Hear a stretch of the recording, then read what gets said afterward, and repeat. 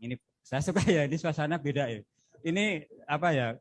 Saya ketemu alumni suasana yang paling beda sekarang ini. Gitu. Maka agak santai teman-teman pengurus. Sabar lagi ya, Mas Rama, Mas Dika, dan teman-teman semua nih BNI. Terima kasih Mas Wahyu. Saya kira tadi angkatan 80 ini muncul ke sini. Ya, padahal. Ya, teman-teman semua, tidak lupa tentu marilah senantiasa kita panjatkan puji dan syukur kehadirat Tuhan Yang Maha Esa, Allah Subhanahu wa taala ya. Kita pada malam hari ini bisa bertemu dalam suasana yang sangat berbeda dengan biasanya. Agak nyantai meskipun saya capek, tapi saya langsung tergugah tadi. Karena yang nyambut juga munggah saya. Jadi ini luar biasa. Malam ini sebenarnya saya agak ngantuk Mas, karena saya pagi itu tadi pagi apa itu Mas? Oh, senam, terus saya harus nguji, saya terus meeting 2 kali, terus nengok wisuda, tapi ketemu teman-teman yang semuanya ceria, saya ikut ceria. Nah, mudah-mudahan keceriaan ini akan mewarnai perjalanan alumni kepengurusan yang sekarang maupun yang nanti setelah ditata kembali melalui ADART yang baru. Gitu. Ada yang menarik dari tagline alumni sekarang ini, tanpa sekat, tanpa batas gitu ya. UPNBJ, I am UPNBJ United. Satu tantangan terbesar sekarang ini adalah gap generasi, gitu ya. Nah, gap generasi ini di sini aja sudah kelihatan gapnya nih. Ada yang rambutnya masih penuh.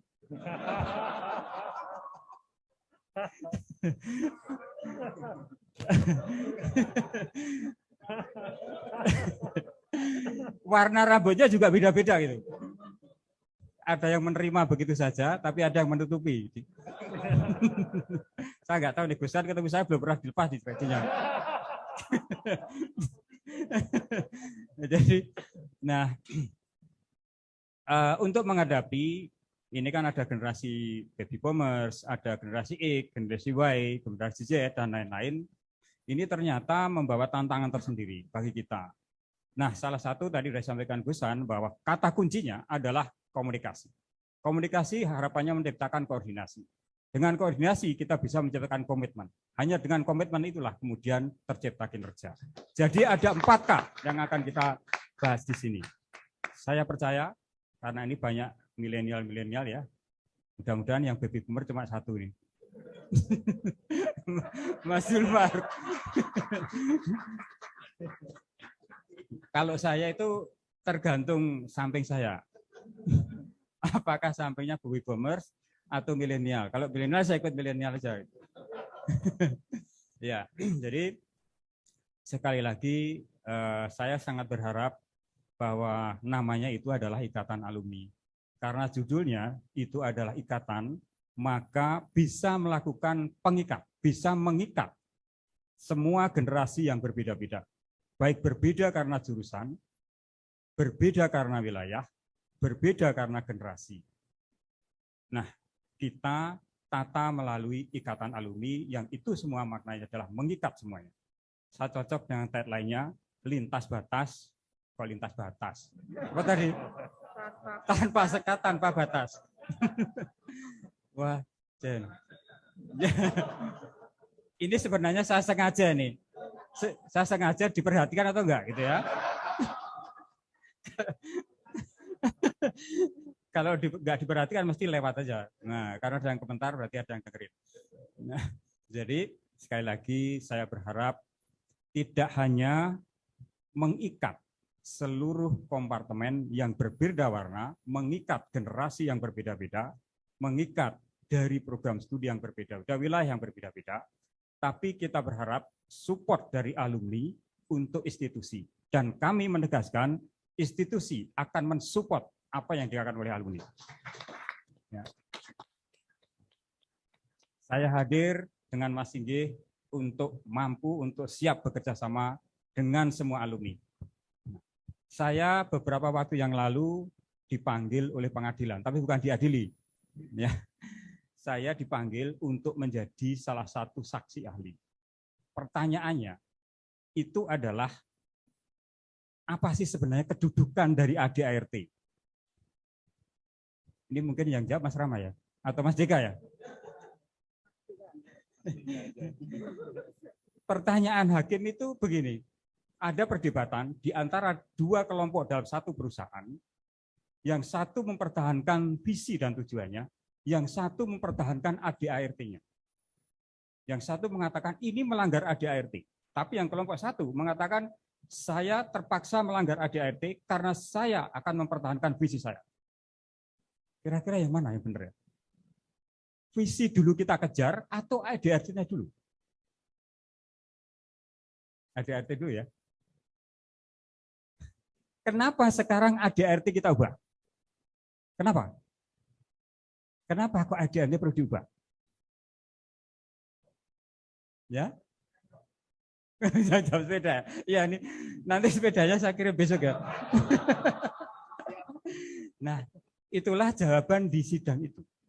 Kenapa ADART perlu kita ubah? Karena mungkin Mas Irul ini perlu visi baru, perlu tujuan baru, dan sekarang ada tantangan baru yang harus kita hadapi. Gitu ya kira-kira Mas Irul ya. Itulah kira-kira. Akhirnya sidang itu di MA dimenangkan yang visi dulu, bukan yang ADART dulu. Bagi sebuah organisasi yang penting itu capaian visinya dulu. Kalau ADART bisa diubah, tapi mau dibawa kemana organisasi, itu yang harus duluan. Karena pada prinsipnya, saya jawab di dalam sidang itu, semua peraturan itu dimaksudkan untuk mempermudah dalam mencapai tujuan. Benar nggak kira-kira? Maka kalau sekarang tujuan alumni diubah, maka ADART-nya juga harus disesuaikan. Gitu ya kira-kira ya Mas Rama. Nah, saya sepakat bahwa sekarang perlu ada perubahan ADART. Karena barangkali kita punya visi baru, punya tujuan-tujuan baru yang lebih baik dari tujuan-tujuan sebelumnya. Mungkin kita juga punya tantangan baru yang berbeda dengan tantangan-tantangan sebelumnya. Ada satu cerita di dalam artikelnya di Harvard Business Review, ini selalu saya diskusikan dengan Mas Tiga ini. Kita sebuah organisasi perlu memegang dua hal. Yang pertama adalah soal nilai. Nilai mampu menyatukan kita semua. Hanya nilailah yang mampu menyatukan kita. Tanpa nilai-nilai pengikat, maka kita siap untuk berantakan. Tidak ada negara, tidak ada organisasi yang bisa kuat dalam jangka panjang tanpa nilai pengikat. Percaya nggak ini kira-kira? Nah, tetapi amat cukup dengan nilai. Menghadapi peluang baru, tantangan baru, kita harus siap dengan inovasi-inovasi baru yang selaras dengan peluang dan tantangan yang ada. Termasuk di dalamnya adalah peraturan-peraturan yang menuntun organisasi itu untuk berjalan, melengkapi inovasi-inovasi itu. Maka saya sangat sepakat bahwa ADART perlu dilakukan penyesuaian-penyesuaian dengan tantangan-tantangan baru, dengan peluang-peluang baru yang tercipta. Sehingga roda organisasi itu mampu bergerak lebih baik untuk mencapai visinya. Ya, jadi kalau kita bicara alumni, maka sekali lagi dia adalah ikatan alumni. Ya, yang fungsinya kebetulan di universitas ini juga menghadapi tantangan baru.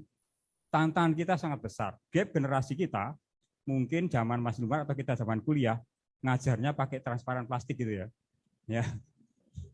Belum punya. Oh, belum punya ya. Bantu ya, pakai kapur ya. Nah, kemudian bergerak ke arah transparan plastik, ya kan? Nah, kemudian bergerak lagi ke arah apa Mas Iki? Slide. Nah, slide proyektor jelek-jelek gitu ya, Mas. Ya, itu. Kemudian bergerak lagi ke PowerPoint. Sekarang kita sudah menggunakan media yang sangat beragam. Sayangnya yang tua-tua itu juga sulit itu. Iya, baby boomer. Makanya saya tidak mau mengaku tua supaya tidak sulit. Nah, ini penting untuk kita pahami. Nah, berbeda-beda itu harus kita hadapi dengan cara yang berbeda. Saya yakin ini generasi-generasi yang hebat, ya, yang mampu menghadapi tantangan zaman dengan cara-cara baru, dengan inovasi-inovasi baru. Nah, ini saya masih melihat yang dari geologi mana? Ada nggak ya? Tadi yang oke, geologi, kemudian tambang. Mana tambang? Nah, ini satu ini depan ini tambang nih. Coba satu.